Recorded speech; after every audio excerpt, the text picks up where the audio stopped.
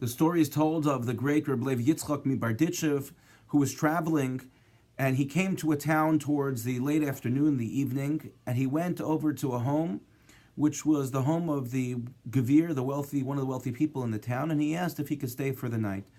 Now, this person didn't recognize Reb Levi Yitzchak and basically said, "I don't have a place for you to stay." And Reb Levi Yitzchak persisted and said, "Please, I just need a place for the night. I won't eat your food. I won't be a burden on you. I'll be in, I'll sleep, and then I'll come out in the morning and I'll go on my way." And the person said, "No, I can't help you." So Rabbi Levi Yitzchak then went elsewhere in the town and found the home of the Malamed, the teacher. He was the one who taught the children Torah. And the Malamed, of course, recognized that this was Rabbi Levi Yitzchak. The Malamed said, "Of course, come to my house." He doesn't have much, but he gave Rabbi Levi Yitzchak everything he possibly could.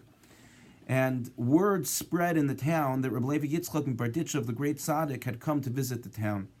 So not before long, there was a line waiting outside of the home of the Melamed for people to go in and welcome Rabbi Levi Yitzchak and also to receive brachos, to receive blessings from him.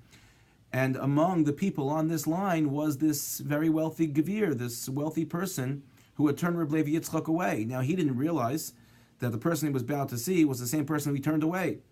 So he's waiting in the line, and he finally gets to the front of the line, and he sees Rabbi Levi Yitzchak, and he's astonished. And he begs Mechila, and he says, "I'm so sorry." He said, had I known you were Rabbi Levi Yitzchak, I would have, of course, given you, welcomed you into our home. So I ask you Mechila for that, but I also ask you to please come now, and we'll do everything that we possibly can to make you feel comfortable, to give you everything that you need so you can have a rest while you're here. So Rabbi Levi Yitzchak responded to him and said, "Thank you, but I want to share with you the following." He said, "What was the difference between the midah of chesed, the kindness of Avraham Avinu, and the midah of chesed, the attribute of chesed, when it came to Lot?" Both of them welcomed people. Avraham welcomed people. When it came to the beginning of our parsha, he welcomed the malachim. And Lot also welcomed malachim in stone. So what's the difference between the two, asked Rabbi Levi Yitzchak. And he says as follows. The pasuk says that Avram sees Vayisa vayar v'hinei shlosha anashim nitzavim alav. Avram looked up and he saw three men who were coming toward him. So they were malachim, they were angels. Rashi tells us they were malachim bidmus anashim. They were angels, but they were dressed. They had the appearance of being men, and not only that, their feet were dirty, and that's why Avram thought that they were obed avodah zarah, that they worshipped idols. So they weren't the cleanest. And yet, Avram Avinu just welcomes these men. He has no idea that they're malachim, that they're angels. And he welcomes them and he gives them, he couldn't give them enough. He wanted to give them more and more and more, and they end up being angels. We know the rest of the story. But when it came to Lot, the pasuk says, "Vayavo shnei hamalachim stoma ba'erev v'lot yoshev b'shar Sdom." So the description is not that they were anashim, not that they were men, but they appeared as malachim, whatever that means, that they appeared as angels. So Lot, of course, ran to them and welcomed them to come into his home, because Lot recognized that these were angels. I need to treat them with respect. I need to take care of them. And not so much as taking away from the fact that Lot did chesed. Rashi says Lot learned to do chesed from the house of Abraham, so he did chesed by welcoming these malachim.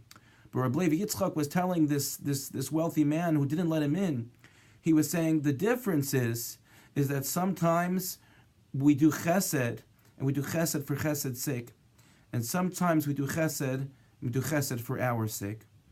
And that's a very, very powerful lesson as far as when it comes to ourselves and doing chesed. And thank God in our time, people are very, very cognizant of doing chesed and trying to encourage our children to do chesed. But we can't make the mistake of doing chesed only when we get some high-profile recognition for it, only when it's convenient or only when it looks good and it's going to give us a shem tov. The lesson Rabbi Levi Yitzchak gave here was that chesed, to be kind and perform kindness and be machnis orchim, that's also when it's not so popular. That's also when other people don't know about it.